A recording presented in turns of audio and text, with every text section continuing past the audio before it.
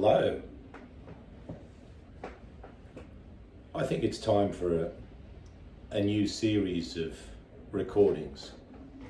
I was thinking maybe holistic health. Belinda, what do you think? I think so. It's a subject matter that affects everybody. Everybody seems to be preoccupied with their health these days. Absolutely. And if one does have a health problem, it tends to bulk large in one's thoughts and Brings it up to the surface. yes, it preoccupies one. So I don't know whether there are we want to gather some of our thoughts on the subject and see if we can contribute a little bit. Meanwhile, apologies for any background noises. It is a very windy day here at the moment. There's a lot of what the Chinese in their feng shui call sha qi. It's a very turbulent, disturbing energy. Now, this whole area we can think of as to do with health. I'm trying to delimit the area, so we could say it has to do with health and well-being and a sense of wholeness. Holistic as an adjective for health really sets it apart from what we might think of as conventional medicine, which is referred to as allopathic as well. Now, conventional medicine that we receive when we go to our GPs and specialists presupposes a certain paradigm, which is the paradigm of the body as a mechanism.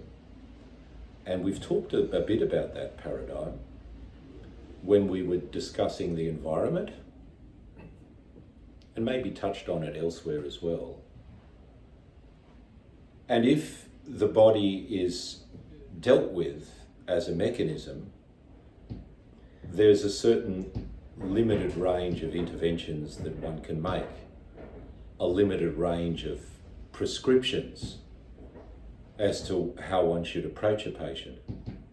It brings a focus on disease, and in many ways this is its characteristic and its strength at times, because it has to do with disease management and damage control, the minimization of damage from the disease, because in Western allopathic medicine,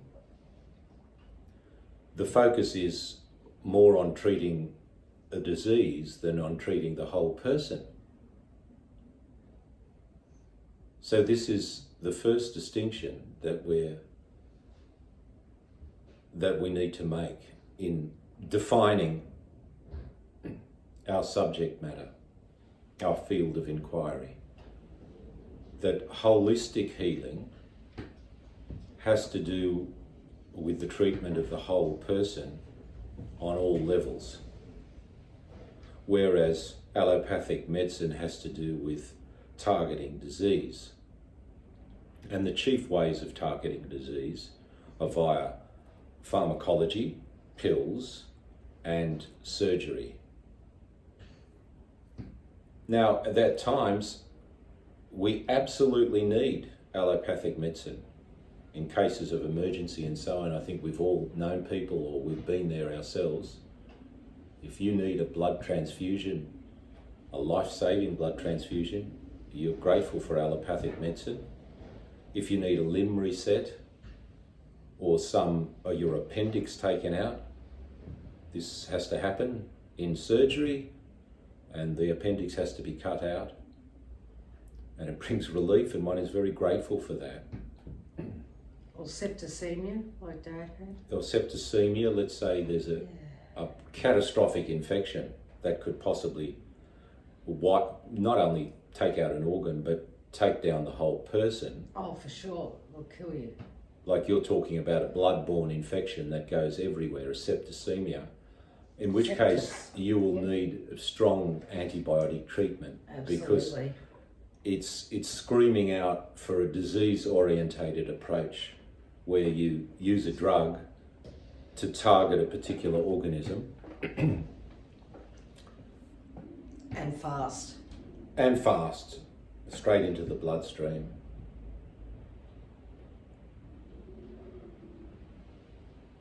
Now, of course, everything has its side effects and its consequences and its downsides. That's why on every medication you get, there's paperwork inside the box, not just not just written material on the box, but sometimes there's reams of paperwork folded up very tightly, and it can discuss all the side effects of a particular medication. Discovering antibiotics was a great boon, but one of the downsides of overprescription of antibiotics It's the superbug, is the superbug. which is very, very nasty. So what's happening with the superbug? Why does the superbug Well, arise? they reckon it's getting worse because we're becoming more and more used to having antibiotics in our system, and they're also pumping it through our food as well. Mm-hmm. So we're having antibiotics without even knowing about it. So if you if there's a lot of penicillin use or amoxicillin or one of the other antibiotics, then the bugs that are being targeted develop resistances to the antibiotic. Well, you end up with a superbug that you can't target it with anything. Yes, I suppose the superbug concept is that not only is it resistant to this antibiotic, but also several others. So you can't revert from one antibiotic medication They to found another. one thing that will work, and they're using it in hospitals, which I find quite amazing, and that's a combination of manuka honey and sunlight. They've been wheeling the patients out into sunlight and putting these manuka honey bandages, Like a poultice. and it's the only thing that will kill a superbug. Right, but honey has unique properties in that respect, That's in the right. sense that it completely sterilise something. Bugs can't exist in honey. So what does that say? That it was in nature all the time. Okay, there is another theme, that there may be a substance from nature that can treat bugs or some other conditions in a way that doesn't lead to the usual downsides. That's right. Like by using honey to sterilise wounds or to preserve, you're not going to be creating superbugs. We've got a lot to be grateful to the bees for. Mm. Yeah. And superbugs are an instance of natural selection working within a particular species to modify their features such that they may resist certain drugs. So we all know allopathic medicine, and we've got to use common sense. Common sense has to reign supreme over this whole area, because what happens when you incentivize people to prescribe drugs? Let's, as a parallel example, look at the legal profession. Again, it's a necessary part of life, but there's a lot of law that's done that makes money off people's misery, unfortunately, off divorces, of marriage breakdowns, and so on. And if these bad things didn't happen, these lawyers wouldn't be making money. That's right. There's a lot of profiteering in banking and finance to do with lending. We hear of predatory lending practices, because people have a tendency to want to spend beyond their means. And because of that, advertising will fuel it. And these financial institutions get richer as people get more addicted to spending beyond their means. So we have to look at the incentives and disincentives in any system as well. Now, in the medical system, doctors get paid when people are sick. It's like cancer, for instance. If they cure cancer, that's a huge financial loss. Imagine if they could cure cancer, for example, or if there is a cure for cancer, but if people didn't present with a condition like cancer, first of all, there's all of those fees and consultations that are just wiped off. But beyond that... Chemo, radio, it all costs a lot of money. Yeah. There's so much more going on beyond that. I mean, chemo is quite destructive to the human system. It's horrible. I would never have it. I would resist it. A lot of researchers think that more damage is done by chemo than by the actual cancer, because it's just catastrophic to introduce something with such a low pH of around 2 into the human system. It just burns it up. It's horrible. Mm-hmm. Everybody I know of that's gone through chemo has declined. They're presented with cancer and their doctors put them on chemo. The minute that happens, it's downhill slide. It's a very severe treatment, and patients would do well to rethink whether they want chemo. Maybe better off before. Yeah, better off just dealing with the effects of the disease and trying to understand the role of the disease in their life. I'll get back to that. It sounds a bit counterintuitive, but the disease is trying to tell us something. Then the big one is the use of drugs. New cancer drugs, new drugs for cholesterol control, for heart disease and so on. Exactly. The drugs, if they made you better instantly, well, I know this sounds cynical, but it doesn't make as much money for the pharmaceutical companies. That's right. As if the drugs don't make you better instantly. Let's just put it that way. Let's just put it mildly. They have a whole load of side effects that you have to take other drugs for.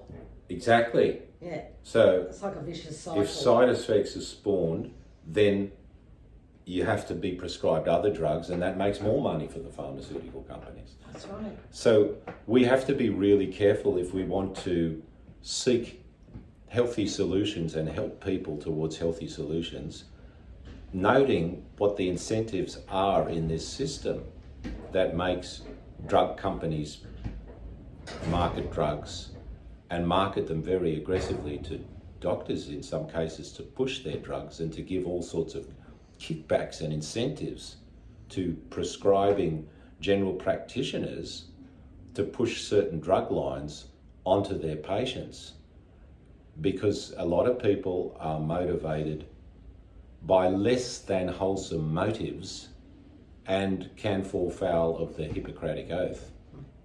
The Hippocratic Oath, of course, goes back to ancient times, and every doctor is supposed to take it, and essentially they're vowing not to do any harm to the patient. At the basic minimum, don't do any harm. I mean, an example of this is the opioid addiction that went off like a bomb in the United States with OxyContin and so on, and the whole Sackler empire, and the kind of unprecedented aggressive sales and marketing campaign that pushed these drugs to doctors to give them, to relieve pain, anxiety, whatever it was in the patients. I mean, there are some patients that are in chronic pain and need medication relief, but if they're too loosely prescribed, they lead to addiction, which leads not only to further health problems, but it leads to derangement of people's lives, marriages, family lives, and so on. It's these knock-on effects that particularly concern me. Like, what did they used to do in the olden days? They used to use what nature produced. Maybe it was better to use a more natural version than a synthetic one. Maybe it's a synthetic version that's making people sick. well, yes, but maybe folk medicine and herbal remedies don't always hold the answer. Sometimes they might be right for you. You need to test them out. For example, there would be analgesics in nature that people have used for pain. There's also anti-inflammatories, like that tea made from rosemary and turmeric. And turmeric is a very good anti-inflammatory. Which some people, have testified as reduced inflammation in their systems. It depends on how severe your problem is and how fast the remedy you need. But what I'm really concerned about here is when there are hidden incentives in healthcare practitioners backed by big pharma to push prescriptions which can lead to addictions and side effects. The incentives are big. Let's not underestimate, the materialistic desires of people to profit off medicine, off the healing business. Should healing be a business, or should it be an art grounded in compassion for one's fellow humans? And then when they find out what they've done, they turn it on the patient. That's another thing which I don't like. You mean like, oh, okay, you've got an opioid addiction, that's your fault because you don't know how to moderate your own usage. Exactly. And we've seen that happen in the PR campaign that the Sacklers used. Absolutely. Purdue Pharma, they actually use that particular tactic. They do. They get you there and then they blame you for it. Yeah. Oh yes, we do have a social problem, but it's just that people can't regulate their own intake. Now, we're not trying to exonerate individuals from their own responsibility. I talked about the principle of subsidiarity before. What you can do for yourself, you need to do for yourself. But when you go in trust to a healthcare professional to deal with something that is a bit beyond your ken and it's become too onerous to solve on your own, then there's a trust there and a deference to their authority. And what's the point in going to a doctor if you're not going to follow the doctor's advice? So you're really trusting them with your health. It's a big thing. And so there is a real obligation on these professionals to do the right thing by their patients. Otherwise, we're going to end up with the wrong reasons for all the social derangement. Now, the social derangement raises an interesting factor because the lack of health and social derangement, or the presence of health and better social functioning, point to this extra dimension of healthcare, which is found in ancient traditions, in shamanic traditions, in indigenous traditions, like Native American traditions, and in religious traditions, in Kabbalistic traditions, in mystery school traditions, that a dimension of healing has to do with the community and with society. It's not just a healing of an isolated individual. If healing goes well, it should improve relationships between that individual and their community. You can extend it to take in the whole planet, as we did when we discussed environmental issues. there is a profound tie-in here between environmentalism and health, Changes your which energy. I want to come back to. Changes your energy. That's And right. consequently, sometimes when there are, if you look at it in the other way, if there are problems in your social relationships, that can play into health. Oh yeah, for sure. A lot of people have problems because of that. You can think of that. You can recall cases of this happening. Let's say there's a breakdown in a relationship. There's deep unforgiveness and grief, and then a person gets sick down the track. Oh, for sure. Absolutely. And if we just target the disease, we don't address the root causes, and it can come back or it can manifest somewhere else. Because the body is intelligent. Mm-hmm. It knows when something's wrong. Mm-hmm. I heard that in ancient China, physicians used to be paid for keeping people healthy. Not when they were sick or came to you sick, but when you restored them to health, you got remunerated. That's the way it should be. That's a different incentive. It's incentivizing the physician towards health. And maybe we could have more of those elements in our system. Have a lot less sick people walking around. Mm-hmm. So the holistic healing approach then treats the person rather than the disease, and it treats the person in relation or in the context of their relationships. It takes their relationships into account, that whole communal dimension into account. But not just on the physical, it also treats the person in their multidimensional scope. Because a person is not just a physical automaton. A person has an interior life. They have emotion, they have intellect, they have spiritual life. How do these other levels of being relate? I think all of that is on the slab when it comes to holistic healing. Not just the horizontal dimension of my condition relates to other people and relationships, but the vertical dimension. That is to say that it relates to disturbances at an emotional level and at a mental level. Perhaps wrong thinking can produce diseases. Is it possible that there can be roots of disease coming from the mind? And then indeed the spiritual healers direct us to the spiritual level of causation of disease as well. And in the Judeo-Christian tradition, there's this idea that the wages of sin is death, or the wages of sin is disease and death. So there's this concept of, is it possible that we go off track spiritually, because that's what the concept of sin is trying to capture, and that leads to a manifestation down the line in some kind of sickness.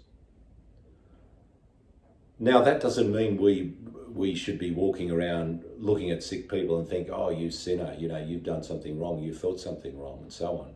Because isn't it possible, even for good and saintly people and for light workers, if you like, people who are alleviating the misery on the planet and bringing a more enlightenment, isn't it possible that moving in this ocean of wrong thinking, wrong spiritual impulse, they do take it upon themselves as well.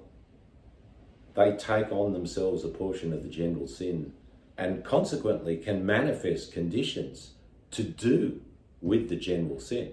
It may not be personal so much as transpersonal. And that's a new branch of psychology that's opened up in modern times. psychology began just by focusing on the individual, but now there are other schools like humanistic psychology, Jungian psychology, and transpersonal psychology, which recognize that what's going on psychologically for you or me has a lot to do with what's going on in the collective unconscious, what's going on in society, what's going on for the many.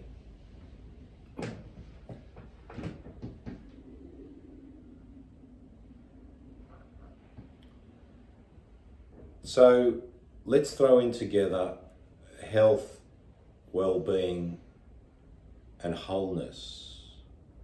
Wholeness. I think wholeness is a valuable concept. It's important in this discussion. There are many lovely words for peace in the different languages of the world. Shalom, salam, shanti. Okay, in Sanskrit they say shanti, and sometimes they have a mantra or a chant, both the Buddhists and the Hindus, where they say shanti, shanti, shanti 3 times, to do with peace and composure on 3 levels: the physical, the emotional, and the mental. Now, the Arabic and Islamic salam sounds a lot like the Hebrew shalom. The salam alaikum, a lot like shalom aleichem. But the salam is more to do with, Islam, etymologically more to do with Islam, whose root meaning is submission to Allah. So there's a sense in which peace comes with submission to the divine will. And peace is the end or transcendence of hostility, of war. I suppose it is the transcendence of jihad. In the Hebrew tradition, with the shalom, when you look at the etymology of that word, it has overtones of wholeness, perfection and completion. Right? So built into the word for peace, shalom, is the idea of things restored to their original wholeness and perfection. There's nothing missing. Not perfection in the ordinary sense, but perfection in the sense of complete, nothing missing, which means all the parts are there forming a unified whole.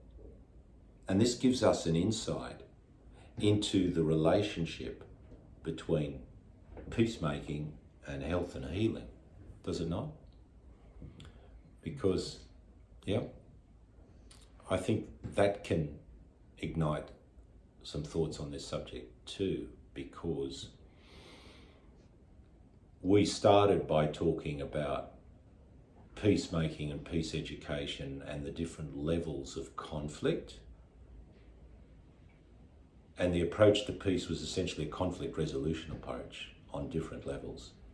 The intrapersonal within oneself, the interpersonal between 2 people, the intrapersonal, the intra-faith within your own ideological or faith grouping, and the interfaith conflict resolution between different faith groupings, or Weltanschauungs, worldviews, Now, that looks at making peace, but surely this has something to do with holistic healing at the same time, because if healing does have a communal dimension, if it does involve a healing of relationships and setting things right with other beings, then they must completely dovetail peacemaking and healing,